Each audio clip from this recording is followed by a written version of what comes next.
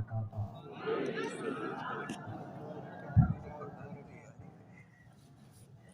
الحمدللہ الحمدللہ الحمدللہ القوی الرحمن والصلاة والسلام علی رسول اليمن والامان وعلى آلہ وصحبہ الذین هم کملة الایمان وعلى من تبعهم بإحسان خصوصا على إمامنا الأعظم أبي حنيفة النعمان وعلى معجزة الرسول الإمام أحمد رضا خان عليهم الرحمة والرضوان. أما بعد، قال الله تبارك وتعالى في القرآن المجيد والفرقان الحميد: فأعوذ بالله من الشيطان الرجيم، بسم الله الرحمن الرحيم. محمد رسول الله والذين معه أشداء على الكفار رحماء بينهم تراهم ركعا سجدا يبتغون فضلا من الله ورضوانا. عن أبي سعيد الخدري قال قال النبي صلى الله عليه وسلم: لا تسبوا أصحابي فلو أن أحدكم أنفق مثل أحد ذهبا ما بلغ مد أحدهم ولا نصيفه، أو كما قال عليه الصلاة والسلام.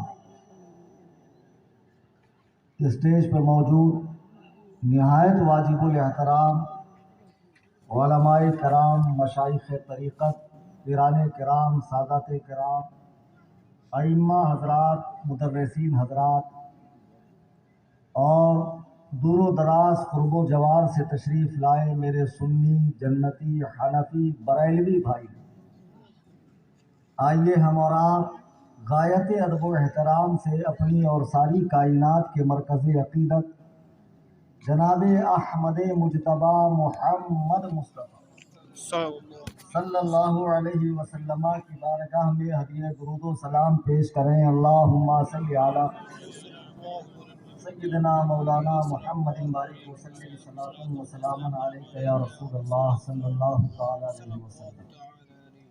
جو جوش، جو بالیدگی آپ کے اندر شروع میں تھا جب ہمارے شاعر اسلام مولانا رفیق القادری صاحب آپ سے ساری انرجی کھینچ رہے تھے، پھر مولانا مفتی کلیم الدین کے وقت وہ قدرے کم ہو گیا اور میرے وقت پتہ نہیں کہاں شہر خموشہ میں چلا گیا یا کہاں چلا گیا. اچھا، سبحان اللہ بولنے کا ایک محل ہوتا ہے، اسی مقام پر سبحان اللہ بولتے. ایک مولانا تقریر کر رہے تھے، بنی اسرائیل کے زمانے کا واقعہ بتا رہے تھے کہ ایک شخص نے 99 عالموں کو مار ڈالا تو ایک شخص جوش میں کہتا سبحان اللہ. بے موقع سبحان اللہ مت بولا کیجیے آپ حضرات. عزیزان گرامی وقار، میں بہت پہلے اسٹیج پہ حاضر آیا، مجھے بتایا گیا کہ وقت قلیل ہے تو میں نے کہا جلدی سے حاضری دے دوں، اپنی بات مکمل کروں، پھر اپنے گھر کی طرف رخصت ہو جاؤں. لیکن آنے کے بعد وقت میں برکت ہو گئی اور ماشاء اللہ مجھے یہ خبر ملی ہے کہ آپ کو 12 بجانا ہے گھڑی پہ، یعنی ابھی تو 11 ہی بج رہے ہیں، 12 بجے تک پروگرام چلانا ہے. میرے بزرگوں، دوستوں، مولانا رفیق القادری صاحب نے دوران نعت بھی تبلیغ کا فریضہ انجام دیا اور ان کے بعد بہت ہی جوشیلے بہترین عالم دین، دقاق عالم دین مفتی کلیم الدین نوری صاحب دامت برکاتہم نے بھی بہت ہی اچھے انداز میں آج موجودہ دو فتنوں کے تعلق سے بتایا کہ ایک کس طرح خارجیت کی طرف بڑھ رہا ہے اور ایک کیسے محبت اہل بیت کے نام پر دین میں دھاندلی کر رہا ہے.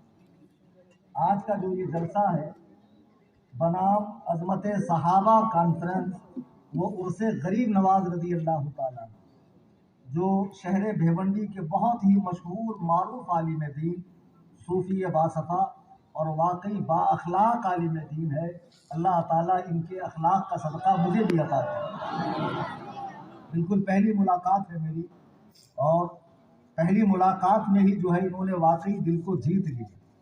जो लोग अपने नाम के आगे सूफी टाइटल लगाते हैं, उनको चाहिए कि इनके पास आकर तसव्वुफ को समझें कि तसव्वुफ है क्या।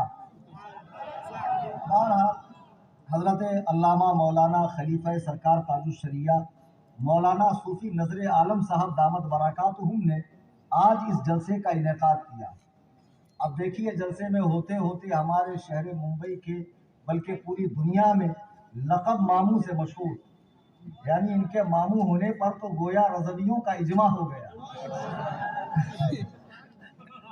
और इनके भांजा होने से कोई खारिज नहीं है। मैं कईयों का मामू हूँ, मैं भी इनका भांजा हूँ माशाअल्लाह। आज ये भी तशरीफ ले आए और बरसों तक शेख की खिदमत में रहे, खलवत में, जलवत में, सफर में, हजर में, हर मौका महल पर। अब इनका सीना कितना भरा हुआ है, गोया इन्हें देख देख कर हम तसल्ली कर रहे हैं। अजीज़ाने ग्रामी वकार और भी उलमा तशरीफ लाए और ये ठाठे मारता हुआ मजमा देख कर दिल खुश हुआ। आज का जो इजलास है वो है आज़मत सहाबा के उन्वान से, यानी सहाबाए कराम का मकाम व मर्तबा क्या है। आज इन जलसों की ज़रूरत क्यों पेश आ रही है? जब नबी करीम सल्लल्लाहु अलैहि वसल्लम मक्के से मदीना तशरीफ लाए, इस्लाम फलने फूलने लगा, बढ़ने लगा और इस्लाम की शमएं रोशन होती गई, दराज होती गई। तो कुछ लोगों को इस्लाम फलता फूलता बर्दाश्त नहीं हुआ, तो बज़ाहिर उन्होंने कलमा पढ़ लिया, बज़ाहिर वो मुसलमान थे।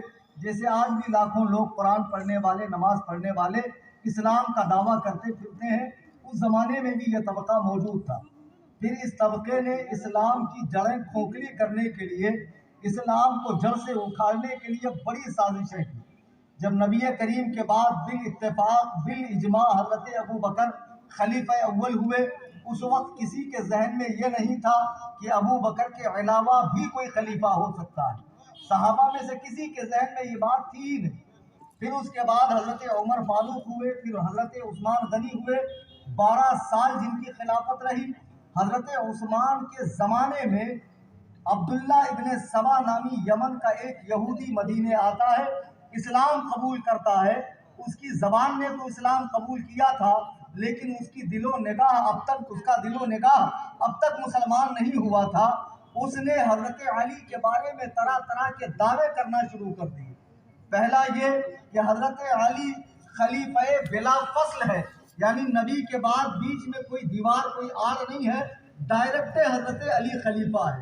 हज़रत अली और नबी करीम एक नूर से पैदा किए गए हैं, बल्कि हज़रत अली के ज़ात में खुदा हुलूल कर गया है, खुदा उनके वजूद के अंदर आ चुका है। हज़रत अली के बारे में बहुत मुबालगा आमीज़ बातें करने लगा, हत्ता कि कुरान करीम के मुहर्रफ होने का अकीदा भी इन लोगों ने अपना लिया। आज जो कुरान करीम हमारे हुफ़ाज़ के सीने में है, हमारी मसाजिद में है, 30 पारे, अहले तशय्यो के नज़दीक ये कुरान मुकम्मल नहीं है। उनके नज़दीक कुरान के 40 पारे हैं और 10 पारे उनके इमाम गायब किसी गार में छुपे हुए हैं, वहाँ लेकर बैठे हैं। और उन 10 पारों में सिर्फ और सिर्फ अहले बैत ही के फजाइल हैं, हज़रत अली ही के फजाइल हैं। अब ये फ़िरका इतना तेज़ी से फैला, उसी दौर में एक और फिक्र उठी जिसे खारजियत से मौसूम किया गया, खारजी नाम दिया गया। ये अहले बैत पाक के दुश्मन थे और इन दोनों की कारस्तानियों से हज़रात सहाबा के बीच में जंगें हुई, उनके बीच में कतालो जदाल का मामला हुआ और नाचाकियाँ बढ़ी। हालांकि उनके कुलूब, उनके दिल एक दूसरे के लिए साफ थे, मिस्ल आईने के।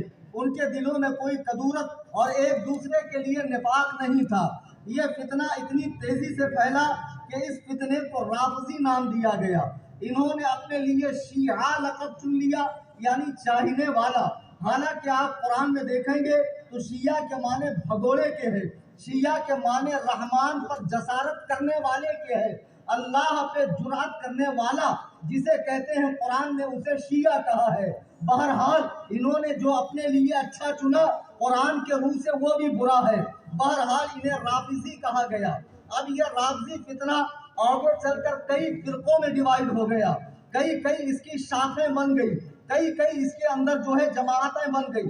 لیکن ہمارے ہندوستان میں جو رافضی اور شیعہ پائے جاتے ہیں ان کو اثنا عشریہ کہا جاتا ہے، یعنی 12 امامی شیعہ۔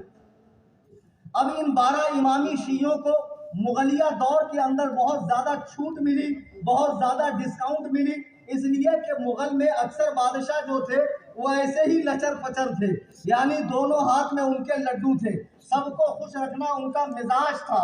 تو بہرحال شیعوں سے بھی ان کی راہ و رسم تھی، شادیاں ہوئی، عورتیں لائی گئی، اور اس طرح شیعہ مذہب کو ہندوستان میں فروغ ملا۔ بادشاہ جہانگیر کی بیوی نور جہاں یہ خود بہت پکی رافضیہ تھی، بہت پکی شیعہ تھی۔ اس نے ایران سے مجتہدین کو بلا کر ہندوستان میں اہل سنت و جماعت کے بیچ میں شیعت کو خوب فروغ دینا چاہا۔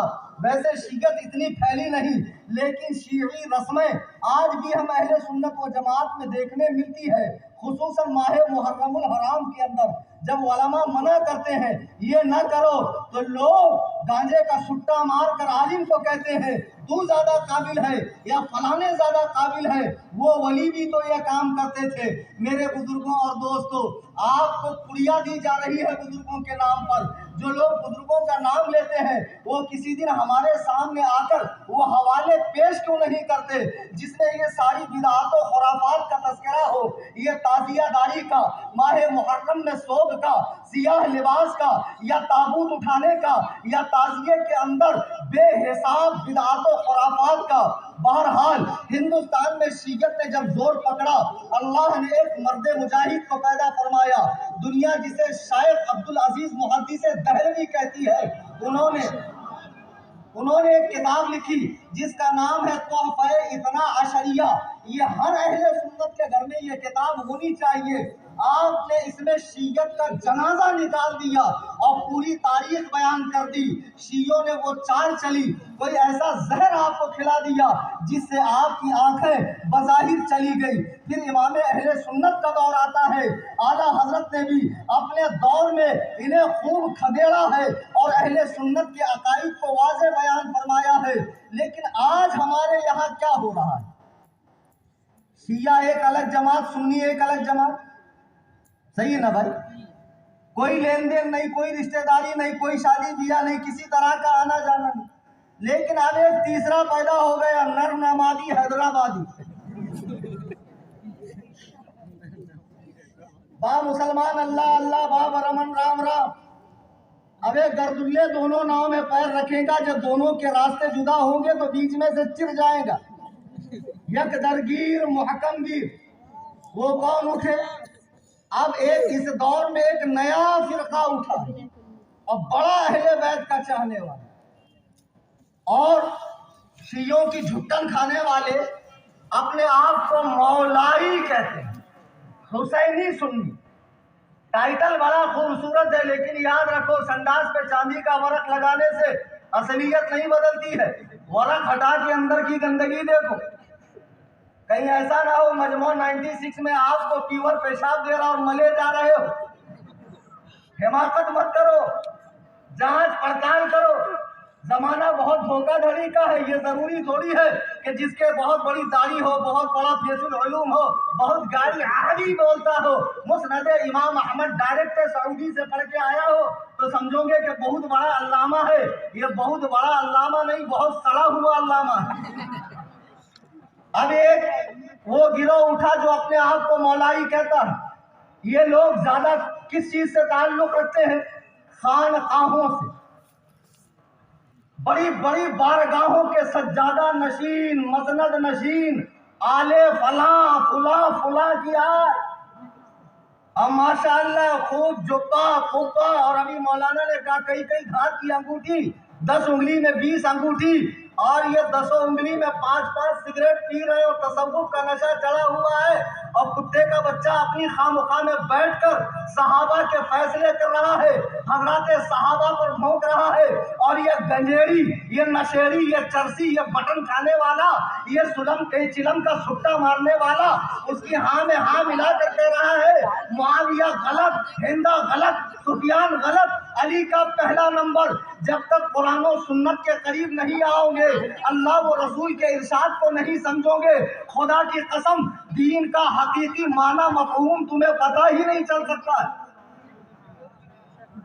میں نے جو آیت کریمہ پڑھی، میرا رب فرماتا ہے، سورہ فتح کی آیت ہے، محمد الرسول اللہ، محمد اللہ کے رسول ہیں، والذین معہ اشداء علی الکفار، اور ان کے ساتھ والے، مفسرین فرماتے ہیں معہ سے مراد ابو بکر ہے، اور اشداء علی الکفار سے مراد عمر ہے، اور رحماء بینہم سے مراد عثمان غنی ہے، اور تراہم رکعا سجدا سے مراد علی مرتضی ہے۔ دیکھو جو ترتیب خلافت ہے وہی ترتیب فضیلت بھی۔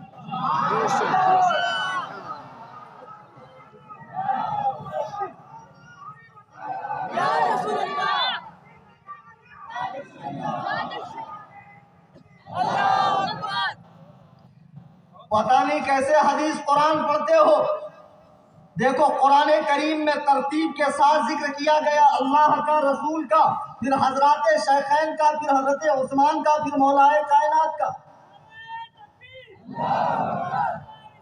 عزیزان باوقار، قرآن کہہ رہا ہے کہ حضور کے جو ساتھی ہیں وہ کافروں پہ سخت ہیں اور آپس میں رحم دل ہے، اور ان کی نشانی یہ ہے کہ انہیں تم رکوع میں اور سجدے میں پاؤ گے اللہ کے فضل کو اور اس کی رضا کو تلاشتے ہوئے۔ اور پھر قرآن کہتا ہے کہ ان کی یہ نشانیاں تورات کے اندر بھی ہے، انجیل میں بھی ہے۔ ابھی آقا کی آمد نہیں ہوئی، یہ تورات کس پر نازل ہونے والی کتاب ہے؟ جناب موسیٰ پر نازل ہونے والی کتاب ہے۔ یہ انجیل کس پر نازل ہوئی ہے؟ یہ جناب عیسیٰ پہ نازل ہوئی ہے۔ ان کتابوں میں سرکار کے ساتھیوں کا تذکرہ ہے۔ مجھے بتاؤ، جب جبل فاران سے عبداللہ کے در یتیم نے 40 سال کی عمر میں پہلی مرتبہ اعلان توحید کیا تو روئے زمین پر کوئی بھی سرکار کا ساتھی تھا؟ غمگسار تھا؟ آپ کے دکھ درد بانٹنے والا تھا؟ کوئی نہیں تھا۔ اللہ نے ایسی مقدس جماعت کو نبی کا ساتھی بنایا جس نے ہر موقع پہ بڑھ چڑھ کر اپنی جانوں کی قربانیاں پیش کی ہے۔ تمہیں معلوم ہے، صحیح بخاری کی روایت ہے، ایک مرتبہ مسلمانوں کا خیمہ یہاں ہے، کافروں کا خیمہ وہاں ہے، جنگ ہونے والی ہے، ایک دوسرے کے تیاریوں کا جائزہ لینے کے لیے آدمیوں کو بھیجا جا رہا ہے۔ کافروں کے خیمے کا ایک آدمی مسلمانوں کے خیمے میں آتا ہے، کیا دیکھتا ہے؟ نماز کا وقت ہے، بتہائی پیغمبر وضو فرما رہے ہیں، حضرات صحابہ وضو کے پانی کو لپک لپک کے لیتے ہیں، کبھی چہرے پر ملتے ہیں، کبھی چھاتی پر ملتے ہیں، اللہ اکبر کبیرہ۔ یہ دیکھ کر واپس چلا گیا تو کفاروں کے سپہ سالار نے پوچھا، یہ بتاؤ مسلمانوں کی تیاری کیسی ہے؟ اس نے کہا، میں نے جو مسلمانوں کی تیاری دیکھی ہے اس کے بعد جنگ لڑنا عبث ہے، جنگ لڑنا اپنے آپ کو موت کے کنویں میں ڈالنا ہے۔ محمد ہوشیاروں کو لے کر نہیں آیا ہے، محمد دیوانوں کو لے کر آیا ہے۔ ہوشیاروں سے لڑنا الگ بات ہے، دیوانوں سے لڑنا الگ بات ہے۔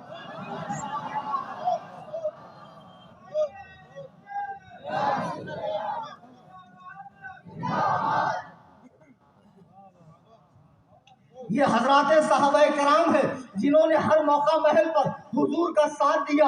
دیکھو میرے آقا تمام انبیاء کے آخر ہیں، آپ کو جو کتاب دی گئی وہ کتابوں میں آخری ہے، آپ کو جو منصب دیا گیا نبوت و رسالت کا اس کے آپ خاتم ہے، آپ کو جو دین دیا گیا وہ تمام دینوں کا خاتم ہے، آپ کا دین قیامت تک رہنے والا ہے۔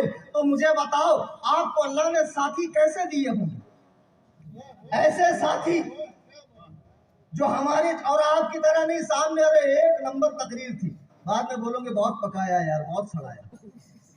ایسے دوگلے لوگ نہیں، ایسے سچے جانثار کہ وقت آنے پر سارا گھر بار راہ خدا میں قربان کر دے۔ اب حضور پر جو قرآن اترا اسے لکھنے والے کون؟ صحابہ۔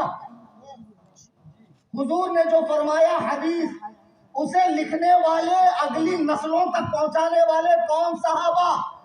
آج یہ شیعہ، رافضی، ماتمی، اثنا عشری اور ان کا جھٹن کھانے والے، یہ ایرانی چائے کی چسکیاں لینے والے، یہ حرام خور کہتے ہیں فلانے صحابی ایسے تھے، فلانے صحابی ایسے تھے۔ تیری ماں تجھ پر ماتم کرے، او خبیث کے بچے، اگر رسول اللہ کے ساتھی دین سے باوفا نہ ہوتے تو عرب سے نکل کر دین دنیا کے کونے کونے میں نہ پہنچتا۔ تم کس پر بھونک رہے ہو؟ اور سنو، تم آج بھونک رہے ہو، آج بھون بھون کر رہے ہو پلو۔ غیب داؤ نبی نے 1400 سال پہلے فرمایا، صحیح بخاری کی حدیث ہے، قرآن کریم کے بعد سب سے بڑی کتاب، لا تسبوا اصحابی، میرے صحابہ کو گالی مت دو۔ فَلَوْ أَنَّ أَحَدَكُمْ أَنفَقَ مِثْلَ أُحُدٍ ذَهَبًا مَا بَلَغَ مُدَّ أَحَدِهِمْ وَلَا نَصِيفَهُ، اگر تم میں کا کوئی شخص احد پہاڑ کے برابر سونا خدا کے راہ میں خرچ کر دے، اول تو کوئی اتنا بڑا فیاض ہے نہیں، یہ تو خود ہی ان کے ٹکڑوں پہ پلتے ہیں، لیکن بالفرض اگر ان کے پاس آ جائے اور یہ احد پہاڑ کے برابر خرچ کر دے، ما بلغ مد احدہم ولا نصیفہ، تو میرے صحابی نے اگر خدا کے راستے میں آدھا کلو گیہوں یا جو دیا ہوگا تو اس آدھا کلو کے برابر بھی وہ سونے کا پہاڑ نہیں ہو سکتا۔ تم نے کیا سمجھا ہے صحابہ کے مقام کو؟ اللہ نے بہترین ساتھی حضور کو عطا فرمائے، جنہوں نے پوری کوششوں سے ایمان و اسلام کی یہ امانتیں نسلاً بعد نسل، قرناً بعد قرن پوری دنیا کے اندر پھیلا دیا ہے۔ اچھا، صحابہ کی یہ مقدر جماعت، حضور تشریف لے گئے ظاہری طور پر، بالاجماع ابو بکر کو خلیفہ بنایا گیا۔ آج شیعوں سے ہمارے چھڑنے کی وجہ کیا ہے؟ کچھ لوگ اس میں ایسے بھی ہیں، چائے پینے سے کچھ نہیں ہوتا، بیٹی لا سکتے دے نہیں سکتے، تمہارے ابا کا دین ہے، دین گڑھتے ہو گھر میں بیٹھ کے، گڑھو مت، لانا اور دینا دونوں حرام۔ چائے پی سکتے ہو ان کی ہوٹل میں، رب کعبہ کی قسم، اگر میں پیاس سے مر رہا ہوں کلیم حنفی اور دنیا میں آخری قطرہ کسی رافضی وہابی دیوبندی کے پاس ہو، میں اسے پینا گوارا نہیں کروں گا، اس لیے کہ تمہارے دشمنوں سے ہمارا کیا واسطہ رسول اللہ، انہیں جانا، انہیں مانا، للہ الحمد میں دنیا سے مسلمان گیا۔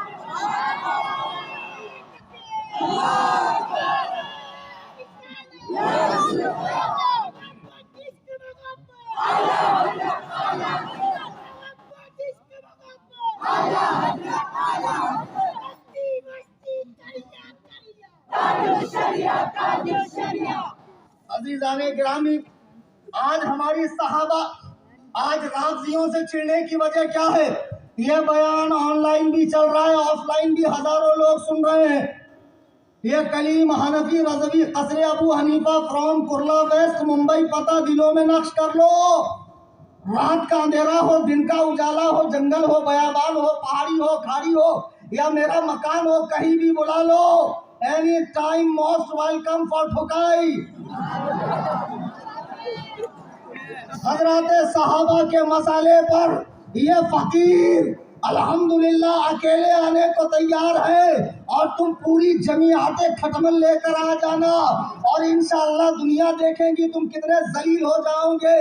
صحابہ کرام پہ بھوکنے والوں، ذرا صحابہ کے مرتبے کو تو سمجھو۔ اگر تم اتنے سچے عاشق اسلام ہوتے تو خدا نے تمہیں اس دور میں کیوں نہ پیدا فرمایا، ابو بکر و عمر کو کیوں پیدا فرمایا؟ کیونکہ حقیقت میں یہ لوگ دل سے مسلمان تھے، سرکار کے سچے وفادار تھے، اور صحابہ نے جیسی دین کی خدمت کی ہے آج اس کا کروڑواں حصہ بھی ہم نہیں کر سکتے۔ شیعوں کی کتاب ہے ملا باقر مجلسی کی، نوٹ کر لو، آن لائن کتاب ہے، فارسی زبان میں اویلیبل ہے، گوگل پہ آپ دیکھ سکتے ہیں۔ جو لوگ گوگل کے مقلد ہیں وہ گوگل پہ دیکھ لیں۔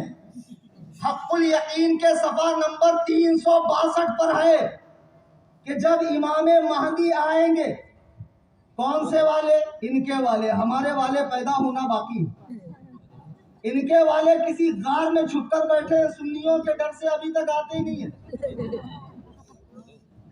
جب امام مہدی آئیں گے تو ابو بکر و عمر کو زندہ کریں گے، زندہ، اور وہ اسی پرانی حالت پر قبر سے اٹھیں گے، ترو تازہ۔ امام مہدی کہیں گے کہ ان کے بدن سے کفن اتار دو، ابو بکر و عمر کے معاذ اللہ، اور انہیں کفن اتار کر ننگا کیا جائے گا۔ پھر امام مہدی فرمائیں گے کہ ابتدائے عالم سے اخیر دنیا تک، یعنی دنیا میں پہلے انسان نے جو گناہ کیا تھا اور دنیا کے آخری انسان تک جو کفر ہوا، شرک ہوا، ظلم ہوا، فسق ہوا، زنا ہوا، لوٹ، چوری، کھسوٹ، حق دبانا، جتنے گناہ ہوئے سب ابو بکر و عمر پر ڈالیں گے، اور ڈال کر کہیں گے اگر تم علی کا حق نہ مارتے تو آج یہ ذلت نہ ہوتی۔ پھر انہیں درختوں پہ چڑھایا جائے گا۔ ملا باقر مجلسی نے کتاب حق الیقین کے صفحہ 362 پر یہ بات لکھی ہے، اگر یہ غلط ہو تو جو چور کی سزا وہ کلیم حنفی کی سزا۔ آگے وہ خبیث لکھتا ہے کہ انہیں درختوں پہ چڑھایا جائے گا اور زمین کو حکم ہوگا کہ اپنی آگ نکالے اور ابو بکر و عمر کو جلا دے، اور ہوا کو کہا جائے گا ان کی راکھ کو تمام دریاؤں کے اندر ڈال دے۔ او ماتمی خبیثو، تمہاری مائیں تم پر روئے جو ابو بکر و عمر دنیا میں حضور کے وزیر ہیں۔ میرے آقا فرماتے ہیں جنتی بوڑھوں کے سردار ابو بکر و عمر ہے جو رسول اللہ کے پہلو میں لیٹے ہیں، ان کے بارے میں یہ عقیدہ ہے۔ چائے پیو گے؟ ایرانی چائے؟ نہیں، ہاتھ اڑا کر بولو، پیو گے؟ بالکل نہیں۔ صحابہ سے محبت بھی ہے اور کھٹمل کا فائدہ بھی کرتے ہو، پھوٹی کوڑی کا فائدہ نہیں۔ چاہے بمبئی کے کھٹمل ہو، چاہے وہاں کے ہو۔ اجمیر شریف کے نیا فرمان نکالا، نعرہ نہیں لگے گا، نہیں بتایا کون کون سا نعرہ نہیں لگے گا، فلاں فلاں ہی سلام پڑھا جائے گا، مصطفیٰ جان رحمت نہیں پڑھا جائے گا۔ مصطفیٰ جان رحمت پڑھنا تمہیں نصیب بھی کہاں۔ سرکار کی مکمل سیرت طیبہ نظم میں اعلیٰ حضرت نے بیان کرنا۔ ہر شعر یا تو آیت قرآنی کا معنی مفہوم ہے یا نبی کریم کی حدیث کی تشریح۔ تمہیں پڑھنا بھی تو آنا چاہیے۔ گھامڑو، اردو تو پڑھنی آتی نہیں ہے۔ ہم دعا کریں گا سرفریب دا گریٹ انٹرنیشنل پگلے آدم عالم اسلام۔ نیا فرمان آیا، نعرے نہیں لگیں گے۔ میں تم سے پوچھتا ہوں، ایک دن سامنے بیٹھ کے ہمیں بتاؤ یہ نعروں سے تمہیں چڑ کیا ہے؟ قوم کو کھلم کھلا بتا دو کہ ہم ایران کے لقمہ تر پہ پلتے ہیں، ایران کے زر خرید ہیں ہم لوگ، ایران کی لگامیں ہمارے منہ میں ہے، اور شیعوں کی بھیک پر ہمارا کام چل رہا ہے۔ بے وقوفو، ایک مقدس بارگاہ میں بیٹھ کر رافضیت کو پھیلا رہے ہو، اور آج اکثر خواہ مخواہوں سے رافضیت پھیل رہی ہے، اور ایک سے ایک پیر صاحب بمبئی میں، اور زیادہ ہی پیر صاحب دیکھنا ہے تو ساؤتھ انڈیا چلے جائیں۔ ایک صاحب بولے ہمارے پیر بڑے با کرامت۔ میں نے کہا کیا کرامت دکھائے؟ بولے ایک ہی بیٹھک میں 20 کلو گانجا پی گئے۔ واہ ماشاءاللہ، بڑی ہے سب اجڑی ہوئی خانقاہیں، وہ درویش و سلطان کی امید گاہیں، فرشتوں کی پڑتی تھی جن پر نگاہیں، کہاں ہے وہ جذب الہی کے پھندے، کہاں ہے وہ اللہ کے پاک بندے؟ وہ خانقاہیں جہاں سے دین و سنیت کا کام ہوا ہے، آج یہ عقابوں کے نشیمن پر یہ زاغ بیٹھے ہوئے کوے اور وہاں سے شیعت کو فروغ دے رہے ہیں۔ میں آپ کو بارگاہوں میں جانے سے نہیں روک رہا ہوں، پیروں سے ملنے سے نہیں روک رہا ہوں، لیکن جب بھی کسی پیر سے ملو تو اس سے پوچھو دمادم مست قلندر، اور اگر بولے علی کا ہاں تو ختم، معاملہ اس کا پورا خراب ہے۔ اگر بولے ابو بکر کا پہلا نمبر، اس سے پوچھو امیر معاویہ، سفیان اور تمام صحابہ کرام کے بارے میں۔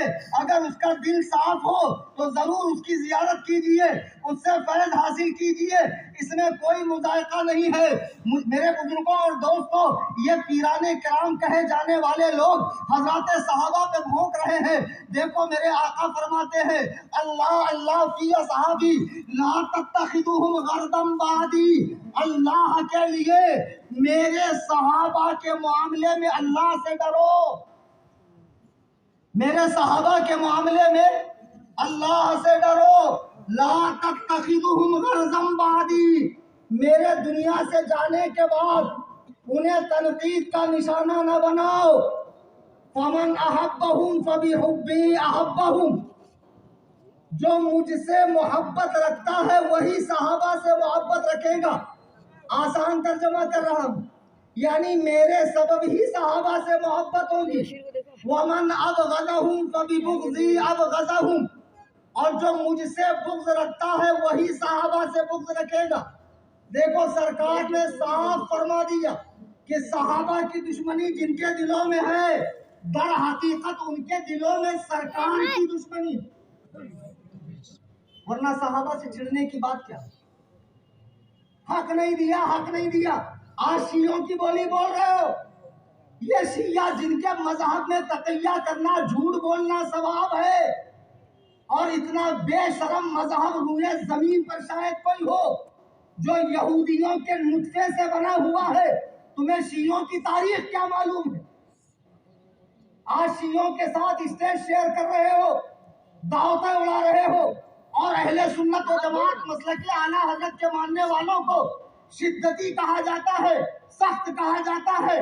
بے وقوفو، ہم تمہارا بھلا چاہتے ہیں، اس لیے تمہیں بری صحبت سے بچانے کی کوشش کر رہے ہیں۔ میرے آقا فرماتے ہیں جس کے دل میں میرا بغض ہوگا وہی صحابہ سے بغض رکھے گا۔ پھر میرے آقا فرماتے ہیں ومن آذاہم فقد آذانی، جس نے صحابہ کو تکلیف دی اس نے مجھے تکلیف دی۔ اللہ